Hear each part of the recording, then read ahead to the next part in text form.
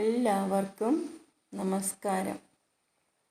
നല്ലവരായ എല്ലാ സുഹൃത്തുക്കൾക്കും ഈ ചാനലിലേക്ക് ഹൃദ്യമായ സ്വാഗതം. ജാതകത്തിലോ ഗോചരവശാലോ ഇഷ്ടസ്ഥാനത്ത് നിൽക്കുന്ന ഗ്രഹം ഇഷ്ടഫലത്തെയും അനിഷ്ടസ്ഥാനത്ത് നിൽക്കുന്ന ഗ്രഹം അനിഷ്ടഫലത്തെയും നൽകുന്നു. ഗ്രഹങ്ങൾ നൽകുന്ന ഫലങ്ങൾ ഗുണമായാലും ദോഷമായാലും അനുഭവിക്കുകയല്ലാതെ മറ്റു പോംവഴികളില്ലെന്ന് ആചാര്യന്മാരിൽ ഒരു കൂട്ടർ വാദിക്കുന്നു.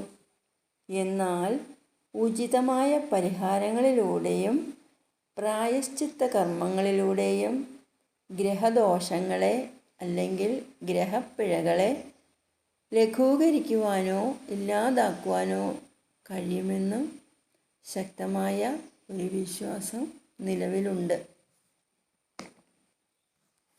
ശനിദോഷ ശാന്തിക്കായി ആചാര്യന്മാർ നിർദ്ദേശിക്കുന്ന ഒരു പരിഹാരമാണ് ഭസ്മധാരണം. ചാണകം നീറ്റിയെടുക്കുന്ന ചാമ്പലാണ് ഭസ്മം. ഒരു ശുദ്ധീകരണ പ്രക്രിയയിലൂടെയാണ് ചാണകം ഭസ്മമാക്കി മാറ്റുന്നത്. വിഭൂതി എന്നും ഇതിനു പേരുണ്ട്. ഭസ്മം എന്നത് പരമശിവൻ്റെ സംഹാരതത്വത്തെയും അതുപോലെ തന്നെ അനുഗ്രഹ തത്വത്തെ കൂടി സൂചിപ്പിക്കുന്നു. അതിനാൽ ഭസ്മധാരണം ചെയ്യുന്നത് കൊണ്ട് ആധ്യാത്മികമായ പുരോഗതി മാത്രമല്ല ഭൗതികമായ അഭിവൃദ്ധി കൂടി സിദ്ധിക്കുമെന്നാണ് ആചാര്യ അഭിപ്രായം. ശിവചൈതന്യ സൂചകമാണ് ഭസ്മം. ഭസ്മധാരണത്തിലൂടെ അദൃശ്യ ദുഷ്ടശക്തികളെയും ബാധകളെയും അകറ്റി നിർത്താൻ സാധിക്കുന്നു.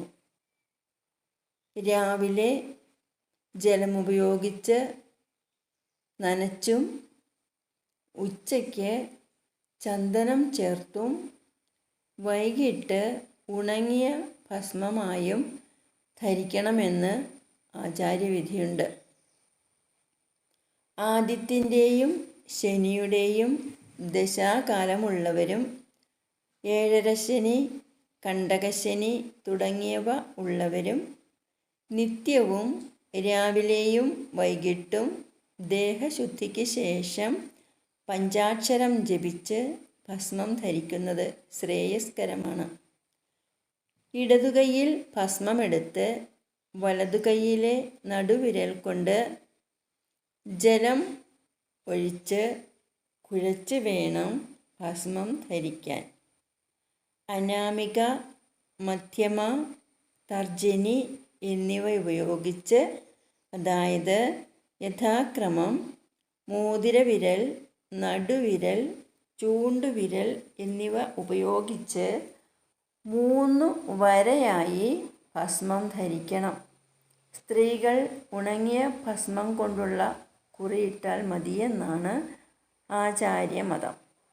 ഓം നമഃശിവായ എന്നോ ഓം നമോ ഭഗവതേ ശനൈശ്ചരായ എന്നോ ഉച്ചരിച്ചുകൊണ്ട് വേണം ഭസ്മധാരണം നടത്താൻ. ഇനി അടുത്ത വീഡിയോയിൽ. നന്ദി, നമസ്കാരം.